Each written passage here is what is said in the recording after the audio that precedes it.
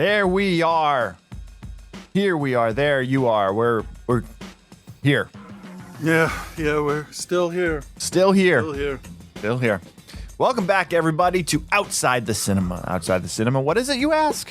No, you didn't, but I'm going to tell you anyway. It's your weekly source for cult movie discussions. Diving back into Patreon picks this week. We did have a couple that we missed. Apologies on that. But we're making that up now. Yeah. We're making that up now. While I look at the shadows across my head. I mean, you're just overexposed wherever there's light. I know. Even if I close the curtain and it'll be whatever. How's this? Can't do anything for you there. I'm just telling you. But yeah, Patreon picks this week. Let me ask specifically. Yeah. Our Australian listeners. Why are you being so weird, dude? I don't know. Bring that mic a little bit closer to you.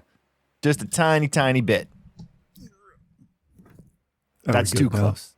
Far too close. All right, I'll just talk louder. That's whatever works. Okay, never mind. Yeah. Forget that I brought it up. You're making it more difficult than it needs to be. Welcome to life with me. Fair enough. Fair. Anyway, the point I was going to make over the years, as we've done listener picks, Patreon picks, whatever they've been, prior to the Patreon, we would do listener picks. And one thing seems to stem consistently over the years, and that's that our Australian and New Zealand listeners are fiercely about giving us their movies. Oh, yeah. That's great. I like that. Yeah, no, and that's not a diss. Yeah. And if it came across that way, I apologize. It wasn't not meant to. No, I was thinking the same thing. I don't want anybody to think that. That's good, because show us what your favorite stuff is from where you're from. Right, but more than any other location, whether it's our UK listeners, Canadian listeners, like the Australian, and I'm bringing New Zealand, I understand it's not the same place. I know that. We gotta, if we accidentally conflate the two, we know that you guys don't like that. So yes, apologies up front, because we will do it. Right. But my point is that, like, the other countries and the other, picks that we get are not nearly as fiercely about where they're from. Some of our English listeners will do it a little bit, but I feel like our Australian and New Zealand listeners are all about, oi, let me give you something straight from the Barbie. Or straight from the Wubba. And that's what we've got this week. Yeah. That's what we got this week. And I'm going to read the picks here. These are from David, who's been a member since July of 2016. Thank you for your continued support. Oh, and we also have, before I go into David's, we have a new patron who signed up in the past week. Lee, I believe was a patron in the past, had fallen out and has returned. If I am mistaken, I apologize, Lee, but send us some flicks for you. But welcome back to the fold. Yes, David's been a member of the Patreon since I think 2016 might have been when we launched it. That sounds about right. Which is amazing if that's true. That is. So appreciated, bud. Thank you for the support, David.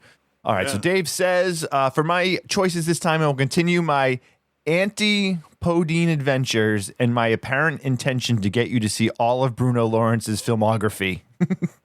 Okay. So first up, 1983, directed by Jeff Murphy, Utu. U-T-U. I watched the version that is on YouTube. Is that what you ended up watching? I actually, since I had an extra day, I managed to find Utu Redo. Redux, or however you want to say it. Basically, what I did was I was looking at trailers and I watched one and it was awful, like Channel 56 triple taped kind of thing. Yep. And I'm like, that looks bad. Let me see if there's a better trailer. And there was, and I'm like, oh shit, now I got to find a better copy of the movie. Yeah.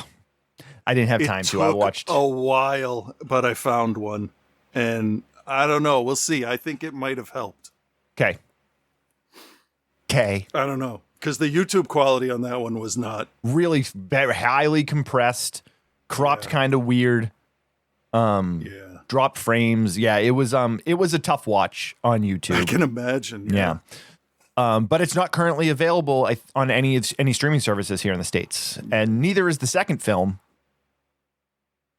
Gallipoli. Did I say that really? Mispronounce it like everybody in the movie did. Gallipoli.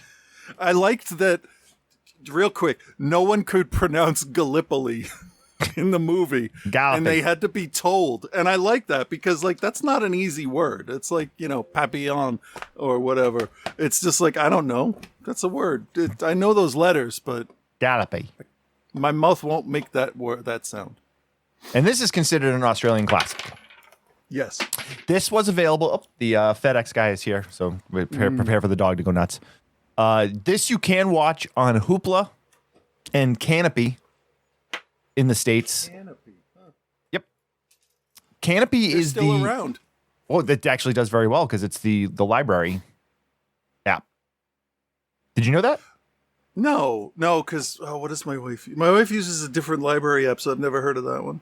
So Canopy and Hoopla are both library access. Okay. So if you have like a library card and are in their network, you have access to Canopy. Oh. Very cool. It's actually, it's a really cool service. Oh, well, here's something for anybody looking it up. Just don't type in the word canopy because that's a noun and it means things. It does. Jesus Christ. It's a noun that means things. It's like trying to Google it. Like, come on. How am I going to do that? It's a noun and it means things. Yeah, it's not like fever and like there's a new word I made up, so it's the only thing you'll find if you search it. Right. It's like naming your company. Oh, there is a company named Cat. Never mind. This is an early Mel Gibson film, and it is directed by Peter Weir, who has gone on to have a tremendous career, which we will get into, yeah. But, yeah, I had never seen either of these. I had heard of Gallipoli. Yeah. Gallipoli. I had never heard of Utu, though, so. No, you know what? The poster looked super familiar, so I'm pretty sure I've walked by it, but it never stuck. It was never anything I thought I'd be interested in. Right. Well, and as much as we love and celebrate Australian film on the show, which we have over the years, we lived in the Ozploitation filth for a long time, and we still will go back and dip into it every now and then. So, I mean, there's some great films from them, like Road Games is incredible. Wake and Fright is incredible. What was it? Dead Kids was all right. These are incredible. This film was all right. Dead Kids, yeah. Harlequin. What was the one where the plane crashed and like they had the like they could see into the future and Millennium? Was it no, not Millennium. Not the one with Christopher what's his face, right? I don't know. I don't remember. God, I can't type that word in without anything else. Either way, after. Dead End Drive-In is also very good. So we love. Yeah. It's Chris Christopherson, Cheryl Ladd. They take plane crash victims into the future. No, that's not the movie I'm thinking. And then crash the plane. That's not an Australian flick. That's the only one I could think of. That's all right. Dead End Drive-In is very good. So yeah, we celebrate Australian film on this show. We love it. And let's not forget to New Zealand films as well. Yes, yes. Because Utu is a New Zealand film. Eagle versus Shark with Jermaine Clement was really interesting. Obviously, the biggest thing to come out of there in our genre of stuff would be What We Do in the Shadows, and then Lord of the Rings. Yes, and I swear to God, halfway through. They were headed to Rohan. They were going across the plains of Rohan. I don't know. I got to get to New Zealand. It looks really nice. Yeah, beautiful. All right, cool. Let's. Do you care which order we do these in? So let's just do Gallipoli first. Let's see if I have a trailer here. I do.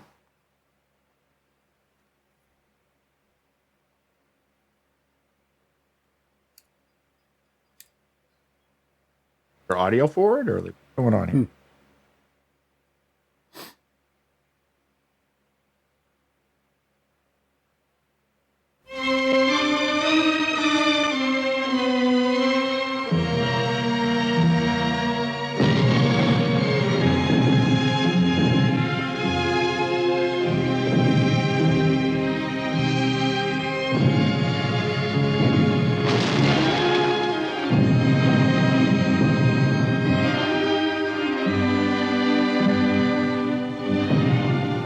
From a place you never heard of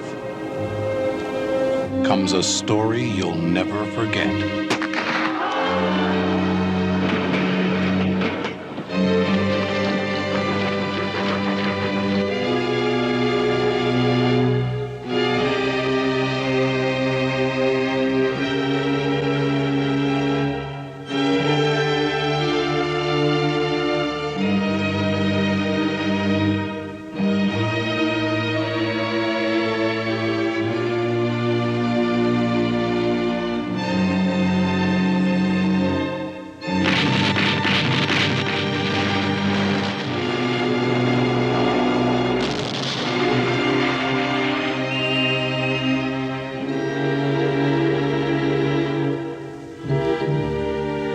Gallipoli. Did he say it right, Chris? I'm pretty sure he did, yeah. Gallipoli. I don't know about us. Sorry. Very serious movie, and I'm making fun of it. So, we're not making fun of it to make the whatever. You know what? Anyway, so this is starring Mel Gibson, Mark Lee, Bill Kerr, Harold Hopkins, Charles Lethua Lapingu, Keith Harris, and some other guys. What is the two things with this film that obviously stick out right away is it stars Mel Gibson, and I'm assuming this is before he was too anti-Semitic because he was fighting against the Germans in this.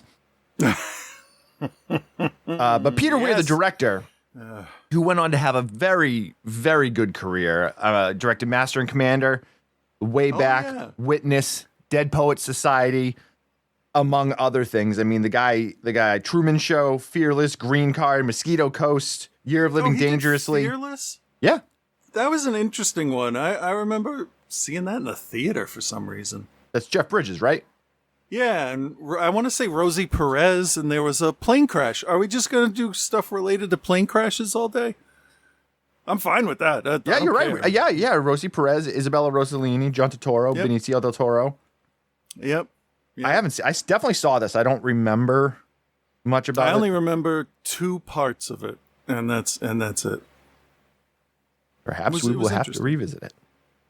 But yes, Peter Weir, Australian director, made his name making Australian stuff back in the day, and really went on to have a great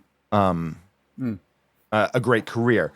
He also directed one of the classic. It's really not so much an exploitation film, but a classic Australian horror film, the original 1975 version of Picnic at Hanging Rock, which is a classic, and also a masterclass in slow burn. So, very well-regarded director. This is his version of the historical war epic, but it's done in a very different way than most of your normal war films that you see. Because there's no war in this film until really the final 20 minutes. Yeah. It's all about building up your characters that then go off to war. And this will be kind of it's not really necessarily a spoiler filled discussion. But we might try and say some things that you might want to know, might not want to know. But I think we got to kind of discuss it in the way that the film plays itself out. So there's your warning. Jump on your library app and watch it first, and then come back if you want. So the story is very simple. We meet Archie Hamilton, who is a young man of age 18. He is a very good runner, a sprinter. Sorry. Wait, how old did you have to be to join the military? I thought it was 21. I thought it was 18. Oh, maybe anyway, he's not old enough to join the military, but he's old enough to be an adult, pretty much. Okay. Yeah. All right. Because that was an issue. That's why he doesn't get in. I thought it was 21. Maybe I'm wrong. Maybe it was 18. Nah, it doesn't matter. Either way, he's not old enough to get in, but he's a sprinter. And he's very, very good. They keep comparing him to one of the, a famous sprinter from the time period. Because this takes place in the early 1900s, 1905? I thought it was 13. Maybe 1913. Sure. That's, yeah. I mean, it spans World War One. A year or two, yeah. Yeah, and it takes place during World War One. So, and so he's training, and he goes to the city to run in a race, and decides to not come home. He wants to go join the military. We also meet. That's what we like to call a Forrest Gump. Yes, you just keep running. Yep, and we meet Frank, who's played by Mel Gibson.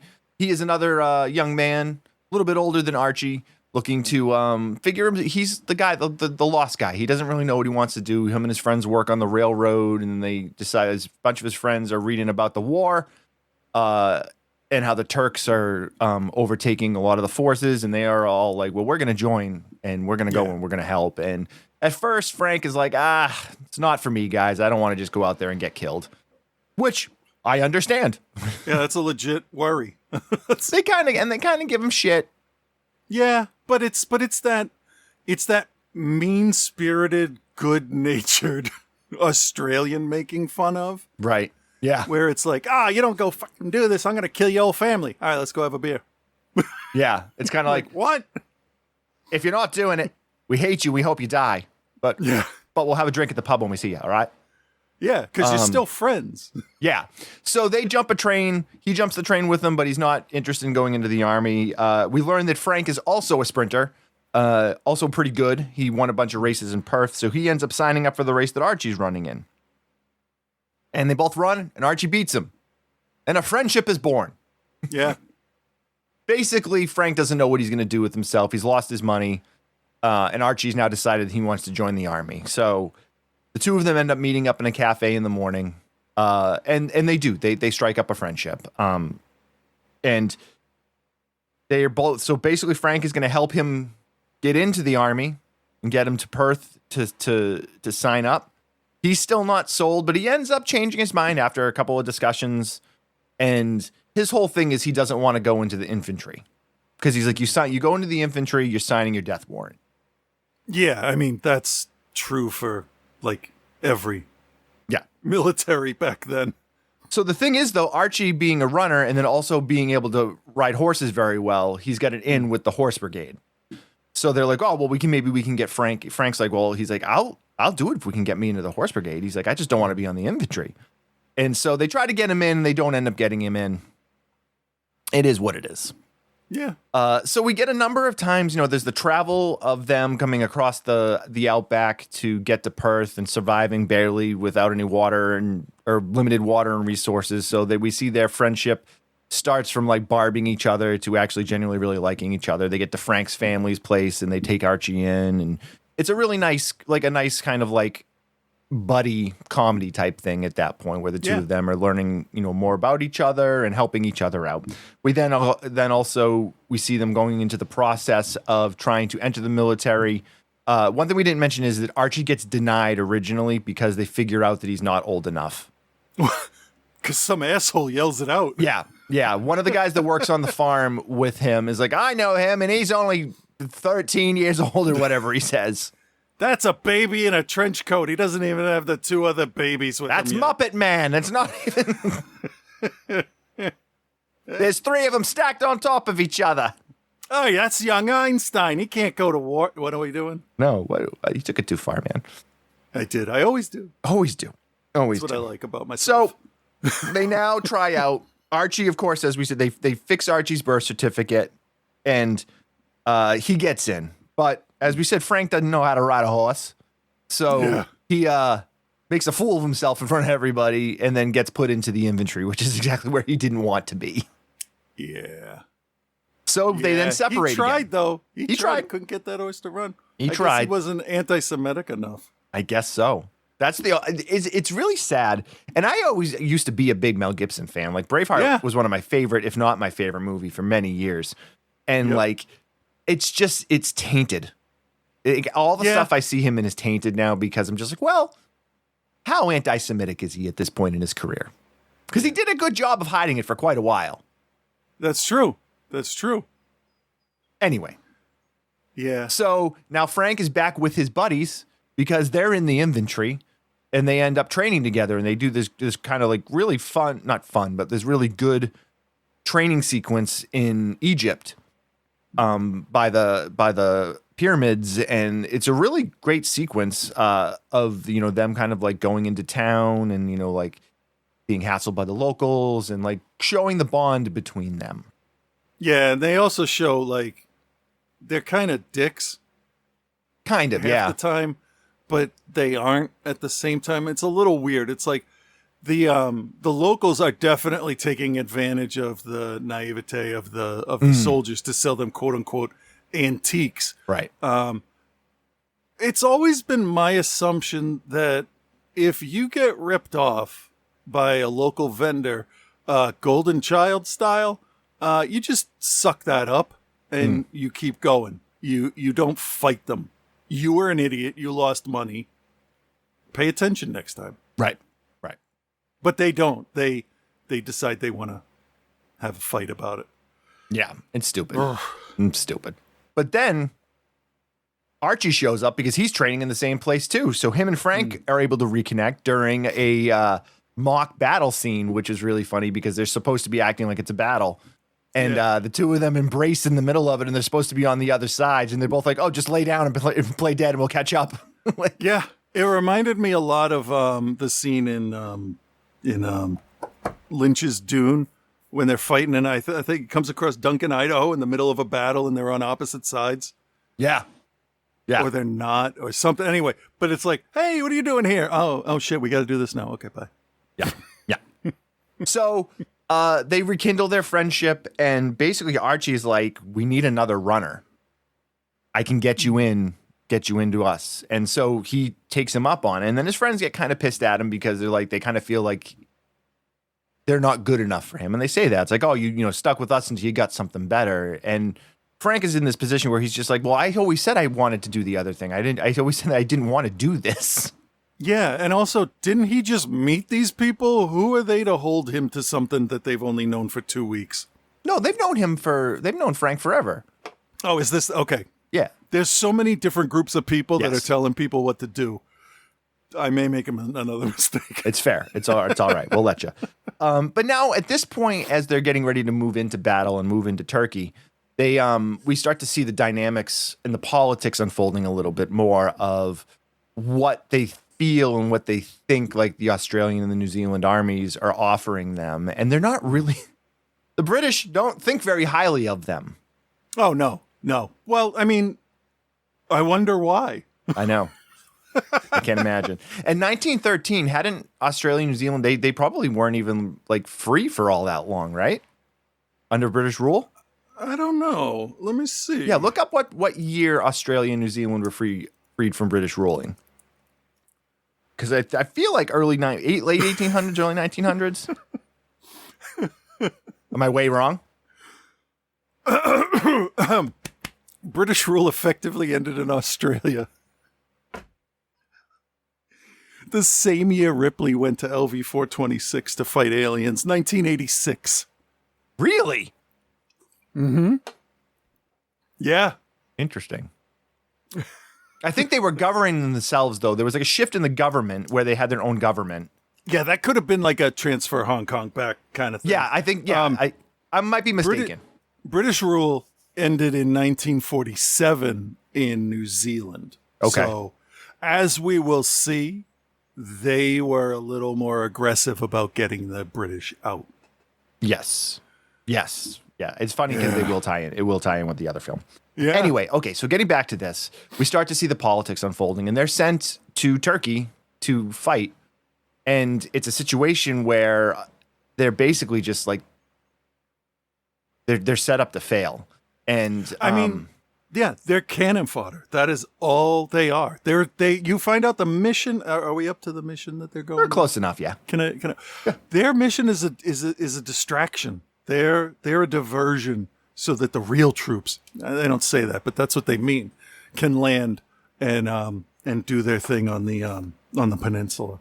But yeah, so they're all thrilled that they get to rush the enemy trenches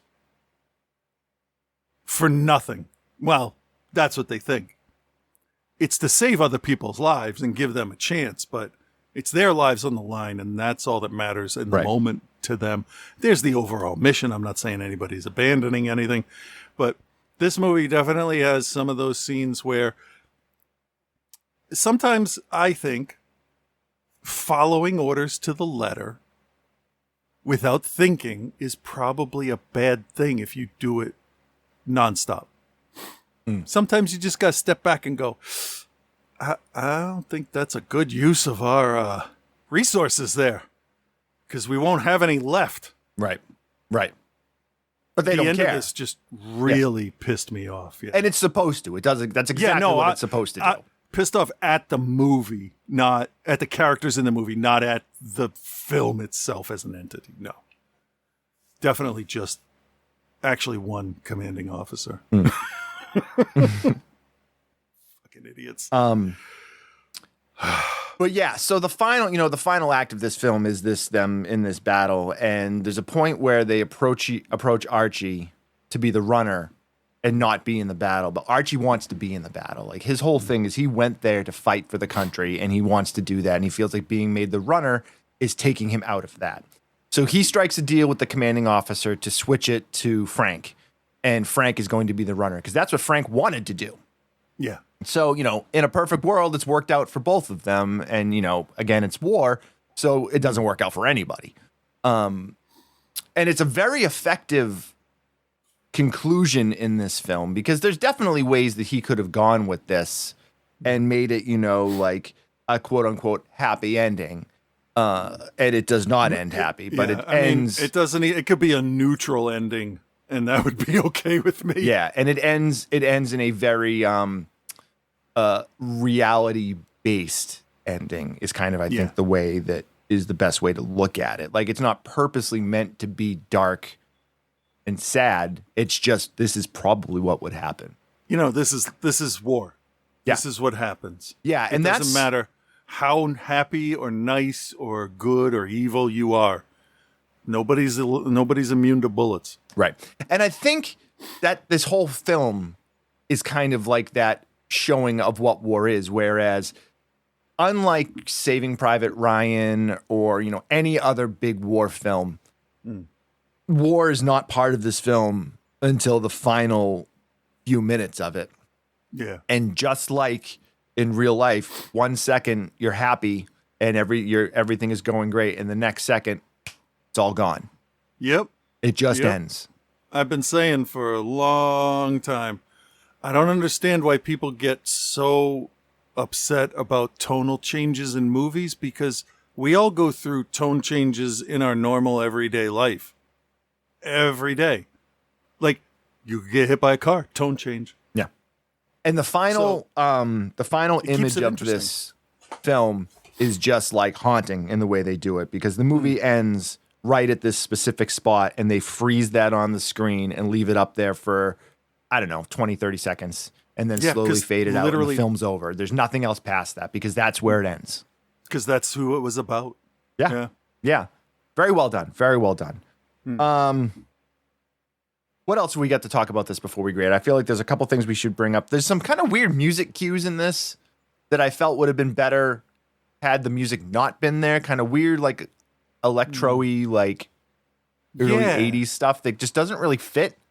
Yeah, wasn't it? It was like some kind of. Was it the beach swimming scene? There's that scene, and then there's the scene when Frank is running to try to reach the general. Yeah. And it's just kind of out of place, and I think it would have been way more effective had they just let the scene play itself. His huffing and puffing as he's running, the sound of his feet hitting the sand. The sound of the shells going off in the background. But I feel like overall, this film does a very good job of what it's attempting to do. Now, that was supposed to feel like hopeful and good and everything. So maybe that was the thought process behind the music. I mean, maybe. Like, oh, he's out of the battle. There's no problem. He's safe. Maybe that's how we were supposed to think. I don't know. All right. Well, that's great. Okay. All right, Chris. do you recommend, and what is your grade for Gallipoli? All right. I don't watch a lot of real life war movies, but the ones that our listeners pick are generally pretty good. We had that one. I'm gonna be terrible with names, but it was in Afghanistan, and they were Russian, and they were stuck in the desert. Oh, and yeah, you remember that? I do remember that. It was like any second Tusken Raiders are gonna pop out. And I don't remember the name of it. Finish the whole movie, but there's stuff like that that's really good. Not like the stuff that my father or grandfather that I never knew would watch, like John Wayne war movies, that kind of stuff. Not a fan of those. Like that's the like Blumhouse horror movies, right? That's what those John Wayne pictures feel like to me. Right. Let's just make another one. So, this one had real people. It did a pretty good Full Metal Jacket before Full Metal Jacket. But meaning you get to know the characters and then they go to war in the end. And I don't know how I feel about it because I have conflicting feelings that go between, oh, that was a really nice kid. He was really stupid, though, because the first thing you find out is he's like one of the fastest runners, yet he races a horse barefoot through the outback. Yeah. The day before a major race, or 3 days. His first big race.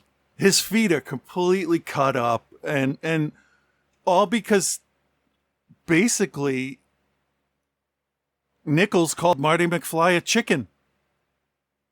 It really did come down to, oh yeah, I bet you can't do it. And he's like, fuck you. I'll do that and get bubbles in my beer.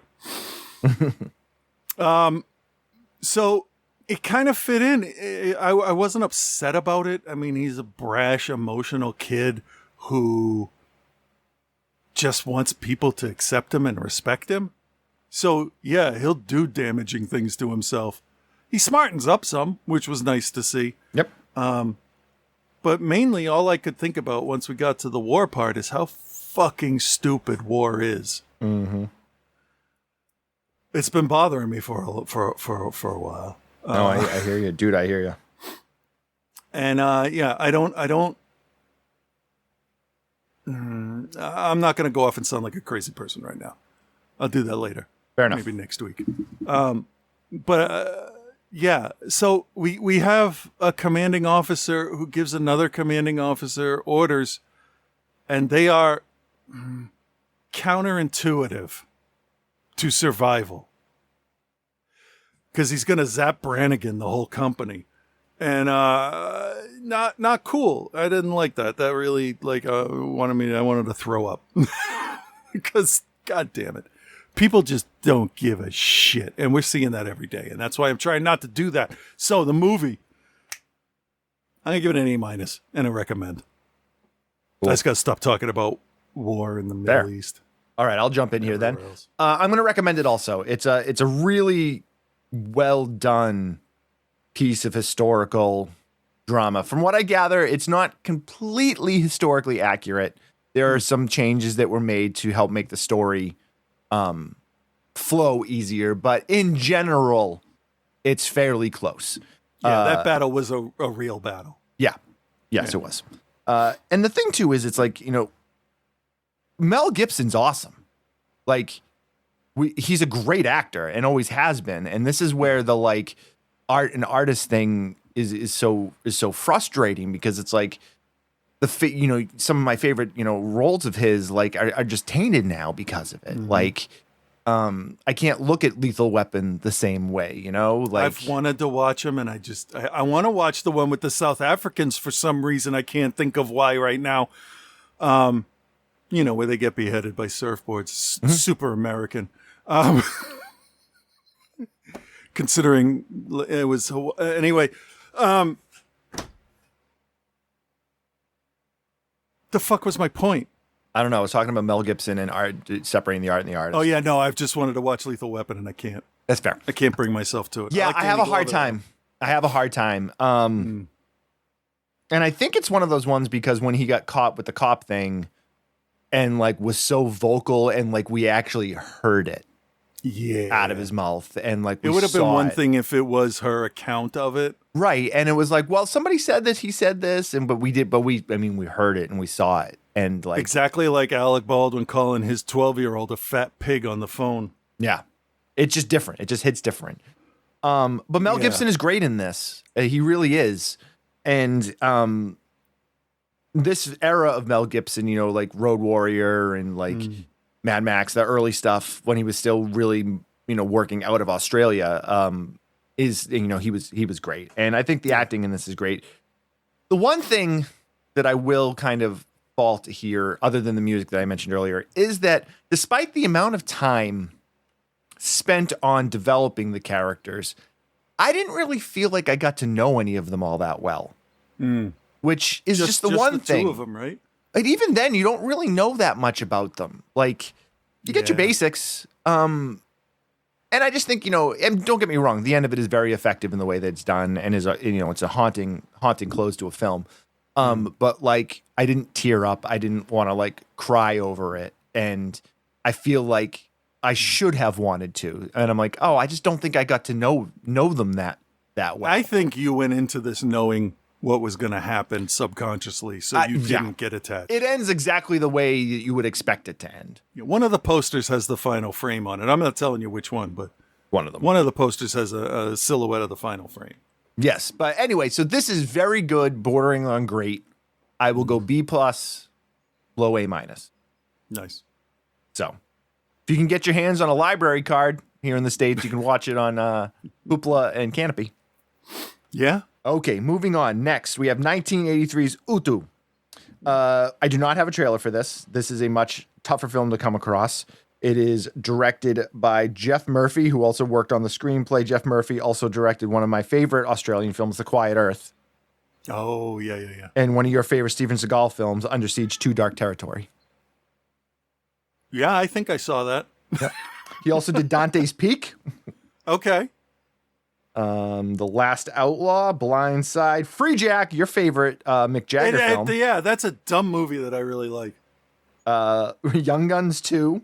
Oh, there's another one. Never Say Die. He worked Die. with Emilio Estevez for a little while there.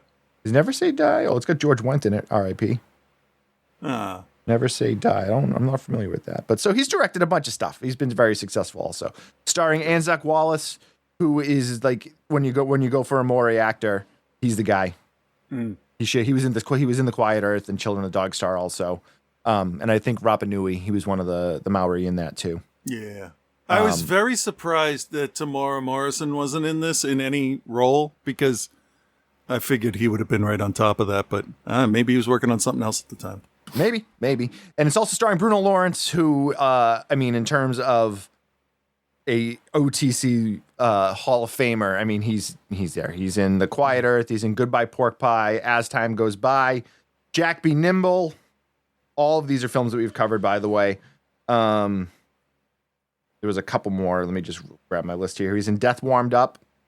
Yeah. Utu, which we're obviously talking about right now. Battle Truck. I love that. Smash title. Palace. Oh, actually, I don't think we covered Smash Palace, but I've seen it. So he's been in a ton of stuff that we've covered. We've covered on the show over the years. Where's Smash Palace? Is that in Bone Town? What? Never mind. Sorry, you went over my head on that one. Smash is a euphemism for sex. Fair. So is bone. Bone Zone? Bone Have you entered Town. the Bone Zone after you left Smash Town? Yes. Yes.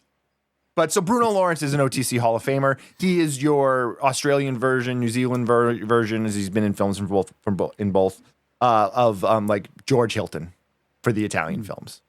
Legend. Yeah. Great in everything he's in. I will say too. Even shit like Battle Truck, which is just fucking terrible. I love the name. Utu, 1983, takes place in 1870. You have a Maori warrior played by Anzac Wallace, Teweke, who is basically working with the British Army. He's an officer in the British Army, but he finds them massacring his village. We learn that there's been a treaty. They're not supposed to be doing this. And since they massacre his village with violations of the treaty, He vows revenge. Yeah. It's your basic Braveheart. For the most part, yeah. Or Conan, or any revenge yes, laden epic. But the difference here is you also have Bruno Lawrence, who is just trying to mind his own business with his wife.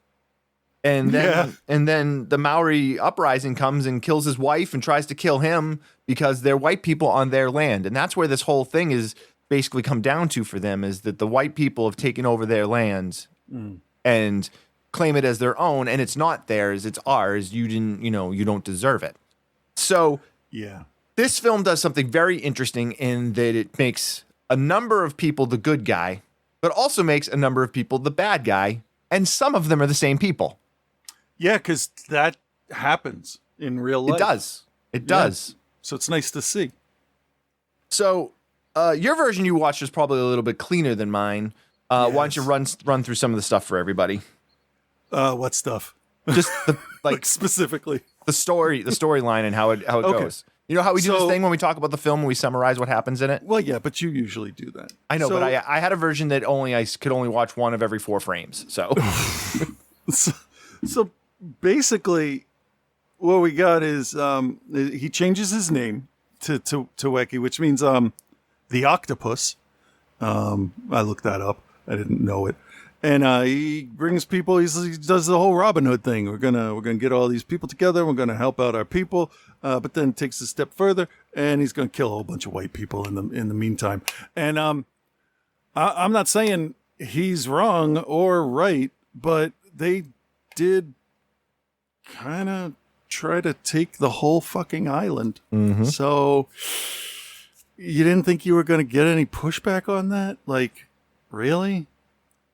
And it's basically one side of it is him trying to get everybody together, pull the tribes together because they would fight against each other. And now they all have a common enemy. We don't see that realized. We don't see the end of the war. Obviously it's about this one character. Well, it's only about 2 characters. Yeah. But this is the one. He's the dude that just starts the whole thing off. Right. Makes it everybody's problem again. There's oh my God. There's actually way more. We have the one male soldier, the white male soldier there, who's with the native woman, and I got confused because she's a spy, but I couldn't figure out for who till the end. Right. I didn't like that very much. Nope, me either. It's I don't want to say it's a revenge flick because it's more than that. It's based in revenge for sure. Oh shit. Okay. So it's Utu. That's what happens. Utu is a balance. It's not good or bad, but it can be good or bad. Basically, like if you were to buy me a book, I'll buy you something as a thank you or a, balance. They send one of yours to the hospital, you send one of theirs to the morgue. Balance. We're good. So that's what he's going for. That's the word that is sort of peppered throughout the whole thing. And you start to wonder, like, is this too much? And then they flash back to dead children. And you're like, yeah, no, this isn't too much. Go ahead. Right. I mean, this film it's tough. The film basically comes down to it's an anti-colonial settlement film. And it could have played off itself, with Native Americans or like any number of different stories. Which is really fucked up that you have so many different continents to choose from. Choose a continent. All of them. Fucking England. We're even taking out the freaking penguins down in the Antarctic. So, well, we got to tax them first. Obviously. Well, if they're not going to pay the taxes, we're just going to take them out. But the interesting thing is because it is the Maori people, and we don't really get to see that very often. Rapa Nui is one of the few that I can think of, and it's not even necessarily this type of story. Right. Whale but Rider, it's just, I think, was one too. yeah. Say that again in case people didn't hear it. Oh, Whale Rider. Yep. So That was pretty good. Yeah. So it's definitely a different look than we are used to seeing. And I really appreciated that because it's not something we see often, especially in America. Yeah. Yeah. In this too, if all you've seen of New Zealand is Lord of the Rings or like the beginning of Dead Alive or whatever, out in the quote unquote wilderness there, like they don't do the pretty Lord of the Rings setup here. They're like in a bush next to a tiny dry river and like they have dirty tents and stuff, and there's nothing at all pretty or glamorous about any of this. And they do look like they're suffering, but then there was one part that I understand, but I can see it being spun the wrong way. After they go into the house and the woman falls off the balcony. Oh, okay. So I have a problem with this scene. Okay. So I want to keep wanting to call him Tefe. It's the one from Moana, but Teweki. And his guys show up at the house and the farmers get out of here. This is my land. And they do the whole, he thinks it's his land because it's not his land. Even if you pay for it, like, what are you doing? So after the people are no longer, bothering them, not necessarily dead, not necessarily alive, but not bothering them, they start to wreck the house because they're just going to burn it down. Right. And they as they're playing the piano and smashing things up and drinking all their stuff, eating all their food, I think it was purposely done to make them look like simpleton savages inside the house. Like, we're just going to wreck up the place. We don't give a shit. I'm going to pound on the piano, not play an actual song, and we're just going to break everything that this guy had while screaming and yelling and hooping and hollering or whatever. And it did seem like sort of a like, don't become your enemy kind of thing. Well, there's definitely a very strong representation of them also falling into the Western values that have been brought into them, because most of them were fighting in the army with them until the treaty was broken. So it's the type of thing where they are combining their heritage, and I'm not going to try to say like I know much about the Maori people at all, but like, island. I don't want to use the word savages because that's not what I wanted. No, I used it because that's what the British would have called them at the time. Right. But like they definitely, their culture has a history of violence, and that's how their problems are solved. I guess to put it in a light way, because there's this crazy scene when he's first kind of gathering his army, where he just comes into the church during a sermon, kills the priest, cuts his head off, holds the head up in front of the entire congregation, and is basically, and nobody says anything. Yeah, and then he gives a 20-minute soliloquy. And it's crazy why he's holding this decapitated head of a Christian priest. Yeah. Yeah, but it's all his people in the church. Right. So the one white guy was yelling at all the brown people that they're going to go to hell if they don't do what he says. So they're not only taking their land and their way of life and their means to, because they're farming, they took the means to feed themselves and to make money and to prosper, but they're taking their culture, their religious beliefs, they're forcing them into something else. It's so, there's so many different arms of it that all happen at the same time, and you can't keep an eye on all of them. And that's the tough part. Yeah. Nobody was watching the church because at the time the church held ultimate power, especially Church of England, right?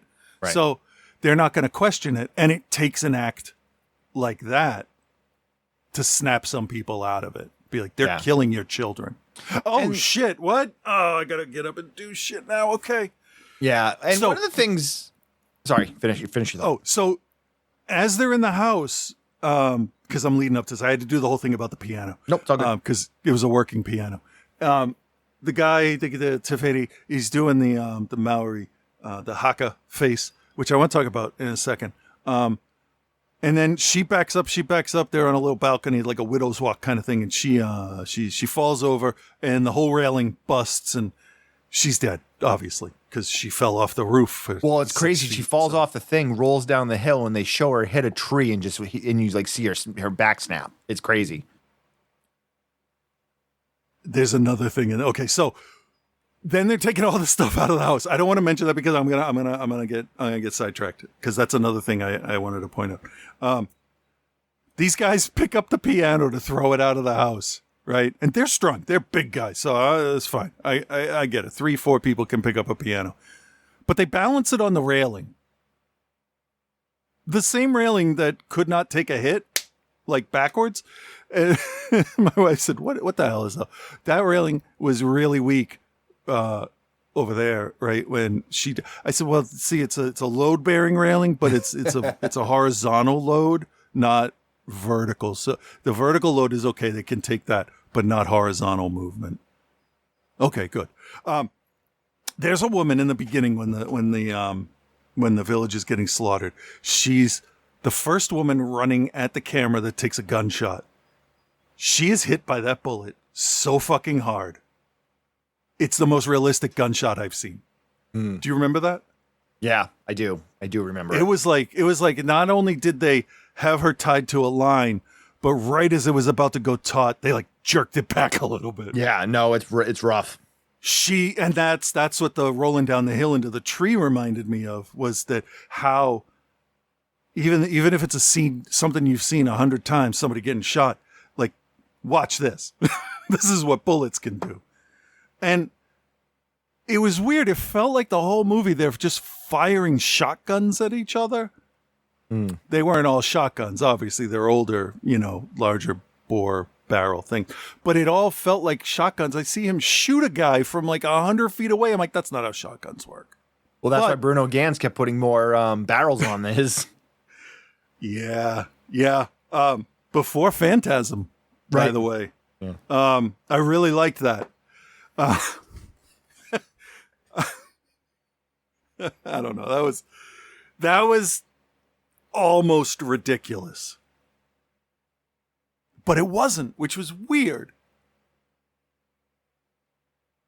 Anyway, can I talk about the haka for a second? Sure, go for it. Okay, so I am not making fun of this at all. I just want a thought that I had.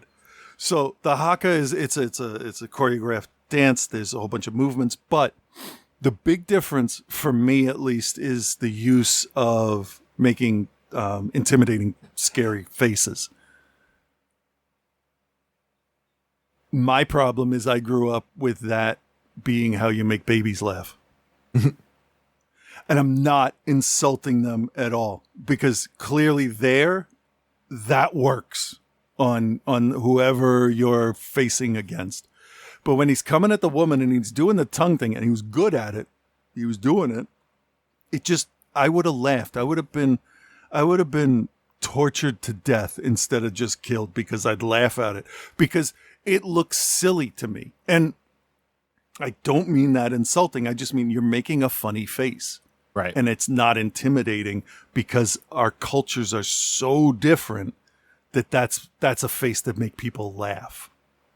So I respect it. I don't make fun of it. I hope I'm not making fun of it now, but it did like snap me out of the moment, because I had to remind myself that's a warrior thing. That's an intimidation. That's what they do. They get their paddle. I forget the name of the weapon with the shark teeth on it and the obsidian, and they make deadly weapons without the use of metal. And I saw one of those shark tooth cricket bats hit a pig carcass once, and fuck, I don't even want to look at those weapons. So anyway, the weapon now it's just, I thought it was interesting, and it really can be interesting to see what physical movements, what things you can do, like how they're perceived by different countries. Like bowing in one place, Japan, perfectly fine if you're doing it in the right, place. Somewhere else could just be an insult. It's weird. I just found that weird. I like watching them do the haka, especially the one that was in Parliament when she ripped up that bill. That was nice. Yeah.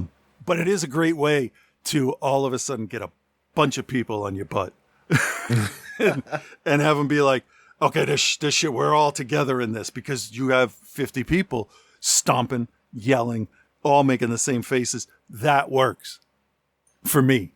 And obviously I'm never going to be intimidated by a Maori warrior where I'm about to die because I don't do anything. So I won't warrant that. I don't know. I just want to make sure what I'm saying isn't insulting, because I don't want it to be. No, I know. I got you. I don't think it was. So, all right, let's grade. Okay. All right, Christopher, do you recommend, and what is your grade for Utu? Okay. I'm going to say I did not want to watch this at all because I did not want another serious movie. So I put it off. I put it off for a little while. And I watched it, what's today, Tuesday? I watched it yesterday, and I finished it about an hour before we normally record, which was okay, but that's late for me. And it was just that kind of heavy thing. And watching it first thing in the morning was kind of heavy too. But the first thing, when he shows up in his uniform, the first thing I looked at him like, dude, you got to get rid of the hat. Yeah, hat, yeah. You have absolutely magnificent Jimmy Superfly Snooker hair going on. Jimmy Superfly Snooker, who murdered his girlfriend. Oh, shit, I'm going to stop referencing him then. Yeah, I would. I got nobody else. But he looked better without the hat. The hat just kind of gave his head a weird shape because his hair, the way his natural hair was. I liked him without it. But I think that's supposed to be on purpose because he looks uncomfortable in the uniform. Yeah. Like he doesn't want to wear it. Like it's almost wearing him or trying to crawl off his body or something. All right, let me just go over this. It was the guns, the haka.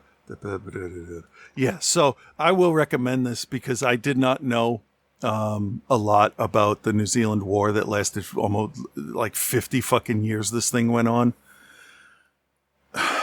Again, if you can't talk your problems out, don't start stabbing people. That's wrong. If somebody else owns something, you can't come over here from New York and tell those people that it's their house all of a sudden and they're going to take it and you got to get out. Not talking about anything in particular, but yeah, I think I've had enough of the British Army this week. So I'll recommend this if you don't mind the British Army. But it is a really interesting look into what they had to go through, which oddly is not what happened here, because we gave them smallpox blankets so they couldn't fight back, I guess. They were the worst. England really did fuck up the entire world, didn't they? Yep. Well, the Romans and then England. So anyway, but if it wasn't them, it would have been somebody else. It doesn't have to be. That's the thing. I was saying that to Ellen. I'm like, if this is how the world was in the Bible, if this is how things were, like just ruled by the rich, all that shit, right? I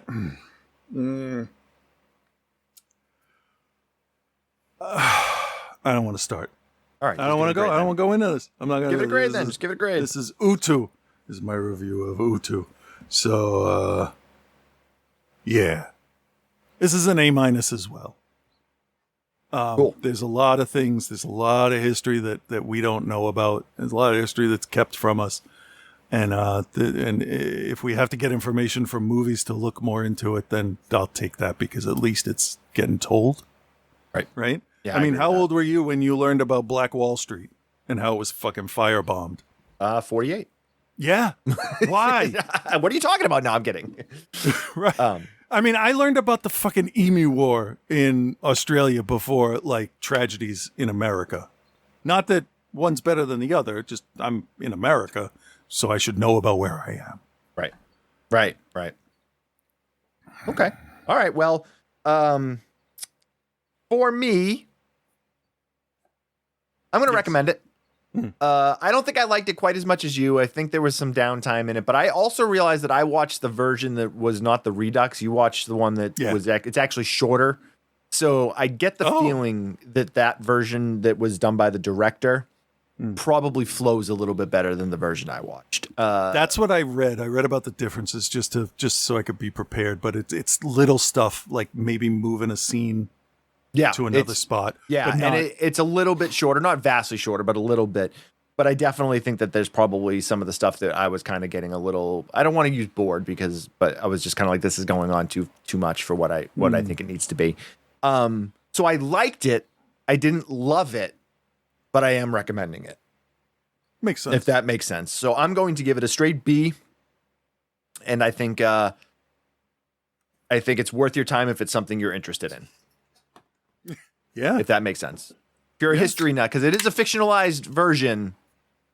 Like this is not based on a true story, but it's inspired by, you know, it's exactly the same historical level, maybe a little more than Braveheart, because Braveheart did bring people separated by hundreds of years together to tell the story, which is fine.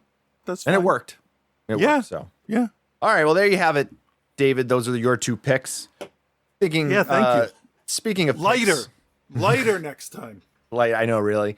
They were two pretty heavy films. Speaking of heavy films, I am not upset I watched them. Joe is now up to his waist in the Conjuring world, so let's see where he's at. Well, hello, Bill. Hello, Chris, and hello, OTC Nation. Your boy Joe here, and this week Bill took me to London. So he made me watch The Conjuring 2. I didn't have a great time. I'm not going to drag Christianity this week. You can. It's fine.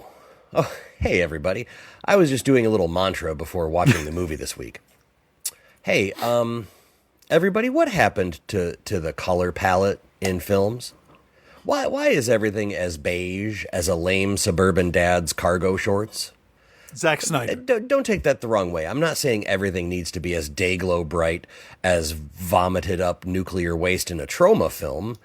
But like, hey, kids, are you okay? Like, I know you got born into one of the weirdest times in human history, but like, you're supposed to take that and turn it into something. You want to, hey, buddy, you want to Rage Against the Machine? No? Okay. Maybe tomorrow. Go ahead and watch your Babadook or something. I don't care. You guys, I'm really worried about Braden. Spelled Breighdeyn. What? And don't even get me started on Kaylee, spelled K@Y, sponsored by LEE Jeans. When I say the kids are not okay, I fucking mean it. It's not just a song this time. That's the parents, Horror not the kids. was always such a varied genre before. Everything feels so samey now. Like, before we'd get, you get monsters and slashers and ghosts and demons and killer clowns and motel hells and guys wearing fucking pig heads having chainsaw fights. Yeah, killer clowns from Earth and outer space. And like, space. is camp not a thing anymore? Nope. Not like campy, but like camp. Like, I don't have kids, so I don't know. If I had to guess, they all got bought by churches. And now what's happening to the kids at camp is like scarier than anything Angela ever did at Camp Rolling Hills. The point is, it seems like almost all horror now is unseen forces and ghosts and demons. And if you only have one flavor, even ice cream is going to get boring. Also, your Christian persecution complex is going to bloat like the unemployment rate is about to in about a year or two. Let's watch this thing, huh? I'll try to leave the Jesus Krispies alone this week. At least a little bit. Oh, Boise, Idaho. They are making it hard for me to adhere to the statement that I just made. I'm curious to see if the third movie follows the story beats of the first two, because they're almost identical. An undeserving family is suffering from a haunting that turns out to be demons.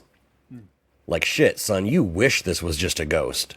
Like, if you saw some droppings around the house and you're like, beans, we got mice. So you take a flashlight up into the attic space to see where to place the traps, and pardon my Midwestern exclamation, but you actually have Nile crocodiles up there, bud. That's where I left In this them. case, it's a working-class British mum and her 4 urchins, And Papa was a Rolling Stone, and these five are one step away from joining a society of pickpockets while singing jaunty show tunes. When the ghost of an old codger appears, and this used to be his house, and he wants them to GTFO because, I don't know, reasons. It would appear that he's just a cranky old man who is cranky that he's dead, and he just wants to watch Are You Being Served reruns without these ragamuffins who are on the dole hanging out listening to The Clash. Is that British enough for you? Yeah, pretty good. Yeah. Ed and Lorraine are just post-Amityville, and these might be the most sarcastic quotes I've ever used. Investigation. Lorraine's ghost dar is worn out, and they need a break when they get the Ghostbusters alarm from the church, and it's honestly like two different movies for the first half that converge in the second. Now, I'm not mad at that format. I just wish more, actual things and events had happened. They introduced the nun, and it's actually a demon named Valak. Right. Okay. Why not? Super scary demon from the deepest bowels of hell. And not only does he choose like an easy target, like the easiest target, he chooses the form of a nun who looks like a Catholic school librarian fucked Big Bird. Like, fine, whatever. I guess the nun is a little creepy. Like, this passes the aesthetics test because that's all that matters now. As far as substance, this thing is as bland as an episode of, I don't know, what's a shitty vanilla sitcom? Two Broke Girls? Yeah. Sure, let's go with that. Whoever wrote this movie, I guess, seems to be Lorraine Warren's biggest fan. Yeah. In the first one, she's presented as this tortured vessel of the Lord who is barely hanging on, yet perseveres through these battles, emboldened by her faith. Whatever. In the second one, there's that, plus she's apparently really fucking strong. Like in the big climax, Ed grabs a 12-year-old girl who is the subject of the demon's focus as she falls out a window. But he's holding her in one arm and the curtains in the other to avoid, falling out of the window himself. And the rings are breaking. The little curtain rings are breaking. Lorraine enters. The demon cock blocks her from Ed and the girl. Lorraine dispatches the demon as quick and easy as I dispatch a well-made Reuben sandwich. But then she grabs onto Ed right as the last curtain ring breaks. Do me a favor. Google a picture of Vera Farmiga next to Patrick Wilson. Okay. Now picture her holding up his entire body weight. I'm sure she could probably do it. Now add a 12-year-old. Like there's presumably, and she does it one-handed, by the way. There's presumably, 275 to 300 pounds of person, and Lorraine pulls them in one-handed like she's John Cena, Demon Slayer. I'd watch that. Yeah. Okay, changing it up for just a minute. I had a whole thing on how the lack of media literacy has led us to stuff like this, as well as like an odd level of conservatism amongst teenage boys, but I'll hit that point next week. Here's the thing. Sorry for that disjointed ending. The good. I guess the nun is pretty creepy, and having only seen the gif of the jump scare from the movie, like in the hallway of like the hospital and she like swoops in, I guess I'm hopeful that it might not suck. I'm probably wrong there. The bad. This had all the depth and subtlety of your parents' friends, the lame ones, all the depth and subtlety of their favorite syndicated sitcom. The Conjuring 2 gets a D+. Did not like it at all. I'm back with the unrealistically evil-looking doll next week when I watch Annabelle Creation. Which is confusing because we already saw how the fucking thing was created. The dead hippie girl bled on it. Revisionist history ahoy. Until then, Surprised we don't have more dolls. Be good, everyone. Thanks, Joe. Appreciate it, bud. All right. So a point that I wanna make because I hate the fucking Warrens.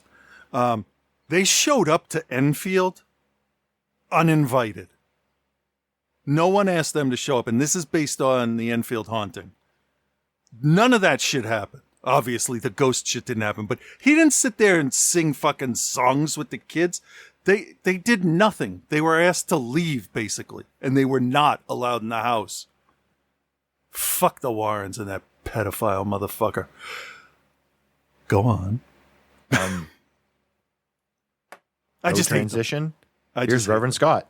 They are fucking awful. You better not shut off the podcast early this week because you're going to end up missing it. I mean, what am I missing, Chris?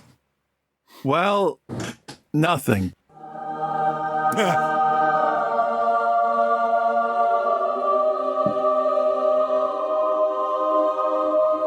What? Yeah. Holy shit. Yeah. With Reverend Scott. I am a steer. Oh, yeah, I remember that one. Hey there, Bill and Chris. This is Reverend Scott. I don't really care. Well, unlike you, this week I have a movie to review from a franchise I really do care about. Final Destination Bloodlines, aka Final Destination 6. It's a franchise that's stretched on so far for 25 years. Jesus. So unless you're me, you may not even remember what you think about these movies anymore. I don't remember if they're good or not. Yeah, I don't either. I'm guessing no. Probably. I mean, I'm guessing maybe they're okay. I don't remember. Much like a bit on Family Guy that lasts so long that it goes from funny to not funny and back to funny again, movie franchises can sometimes do the same thing. There was Final Destination 1 and 2 being my favorite, of course. They were the high point, the funny part, if you will. Part 3 and 4 got to the not so funny, progressively worse part. Still kind of fun and very gory, but more along the lines of, all right, like, that was bad, but, like, I'm not mad. Then Part 5 started the redemption arc, being almost on par with Part 2 in my opinion. But will Bloodlines continue that trend? Will it get funny again? I guess you'll have to wait and find out. God damn it. And just to be safe, I kept my expectations neutral. I avoided all trailers and previews. I just wanted a wild, over-the-top, shocking gore fest that makes for a great excuse to consume a lot of popcorn. No. Maybe. You're lying to these people, man. Don't make them think this movie's about popcorn. No, it's definitely not. In fact, this begins with the earliest instance of one of Death's famous massacres ever in 1968 at the Skyview high-rise tower and restaurant. Think of it kind of like the Seattle Space Needle, shaped the same, just as tall, looks ridiculous. Like a giant wang. As a fun fact mentioned by the employee running the overly full elevator, it was completed a shocking 2 months early ahead of schedule. That sounds good. Bobby has just shown up with his girlfriend Iris as a surprise. And oh boy, will it be. From moment one, things are uneasy. In usual Final Destination fashion, bolts look loose, cables seem under too much tension, things are vibrating, glass seems like it's on the verge of cracking. Bobby does exactly what you'd expect, and he proposes to Iris at the top of the Skyview. And Iris does what he doesn't expect, announces that she's pregnant with his son. Snap. Yep.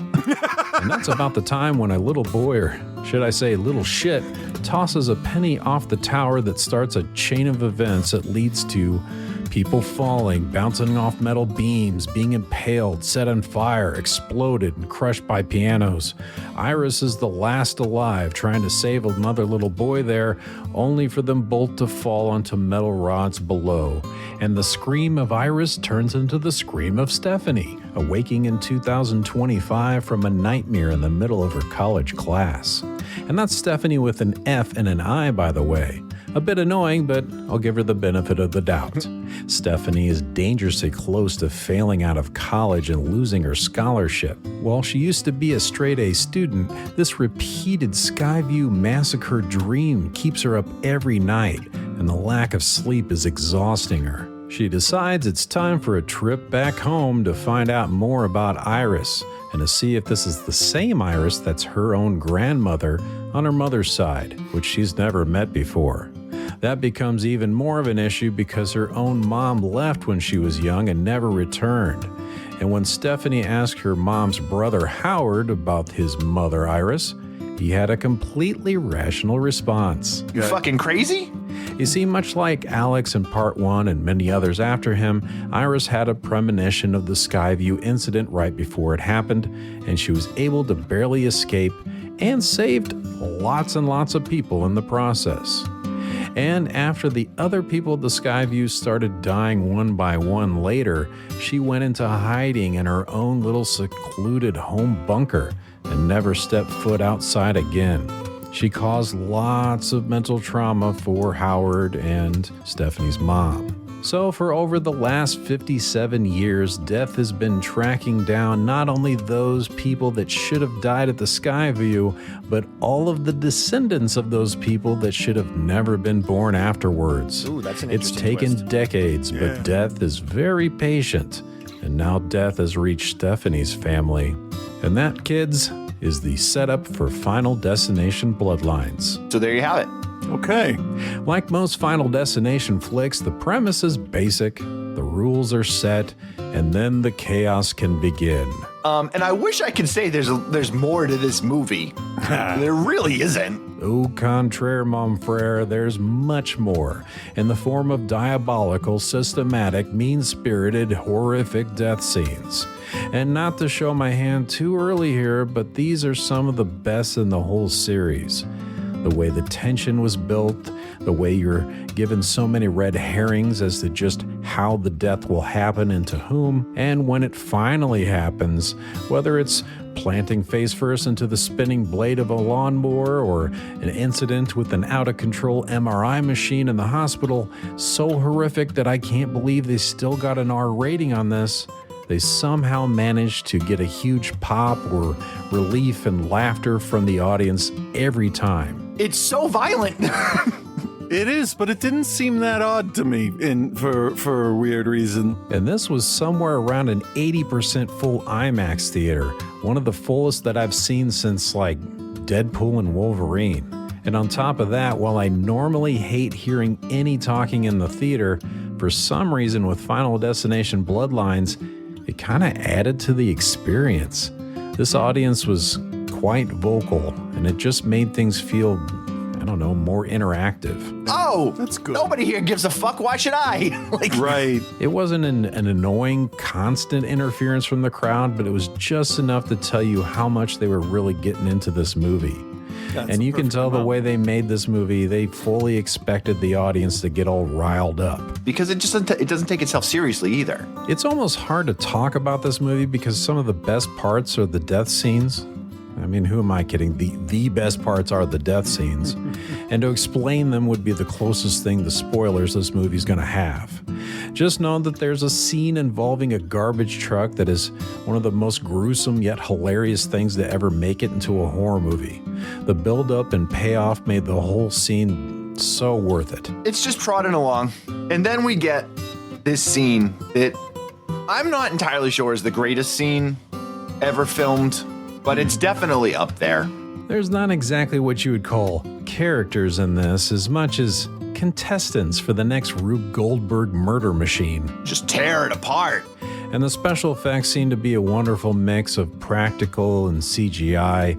It's so over the top, but you can really feel when there's someone really there on screen getting smashed or skinned alive. Skin like a buttermilk pancake. There's really only one character in this movie that's a real character, and that's because he's been a staple of all but one of the movies in this entire 6 Final Destination film franchise, and that is the late, great Tony Todd, Obviously, aka R.I.P. William Bloodworth.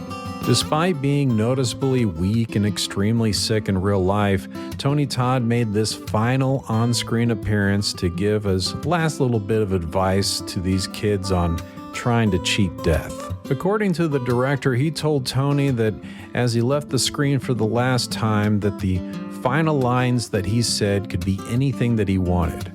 What would he want to say to the fans?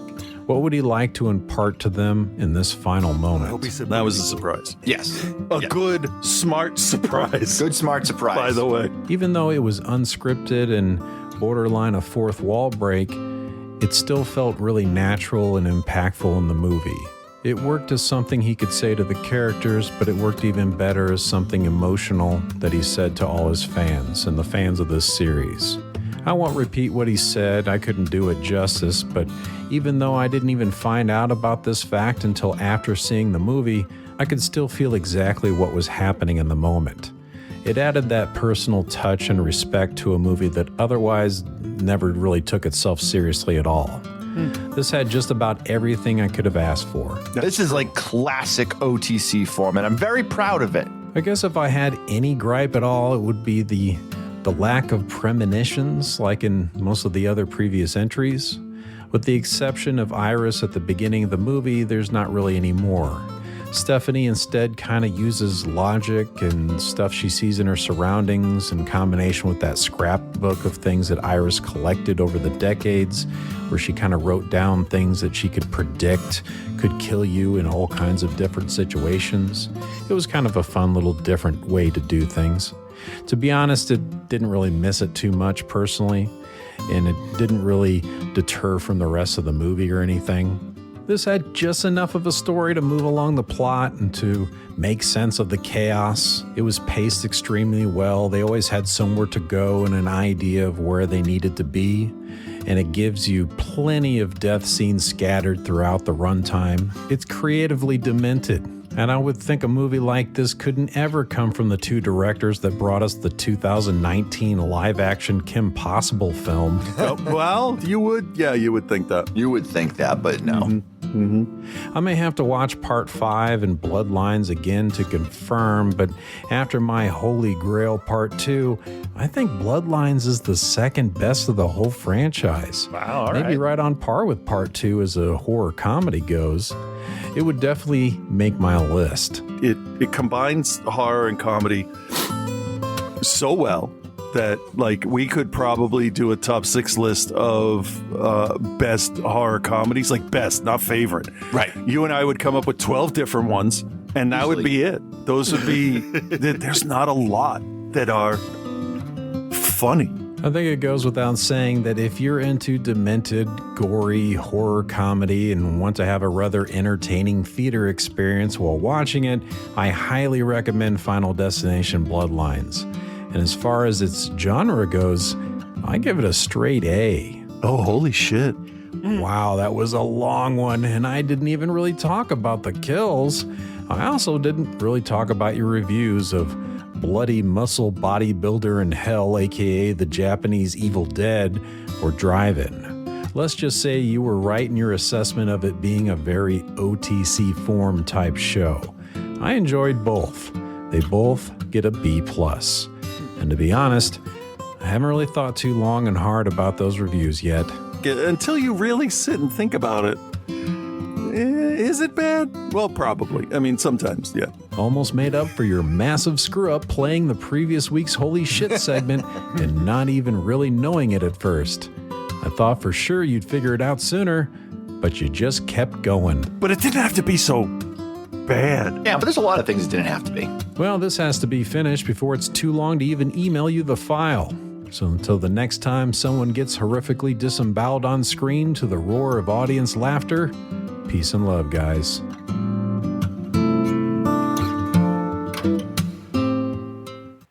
Outside the cinema, where Chris's penis is just the right length. It doesn't need to be longer. No, it really doesn't. That's a good way to look at it, Chris.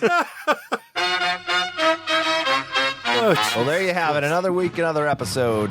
Join the Patreon if you haven't already. Patreon.com/Outside the Cinema. And you can be like David, whose films we covered this week and enjoyed. Yeah. Surprisingly. No, I'm kidding. If you haven't sent us films yet, feel free to send them. If you're a new member like Lee, feel free to send them. You can follow us on Instagram at OTCBill at Cthulhu. We do have a Facebook group, but I'm going to be honest, I don't go on Facebook very much anymore. I get too frustrated too quickly. Yeah, same. So that's all we've got for this week, everyone. We'll be back next week with some more film reviews. Yeah. Have a good one. Bye. Goodbye.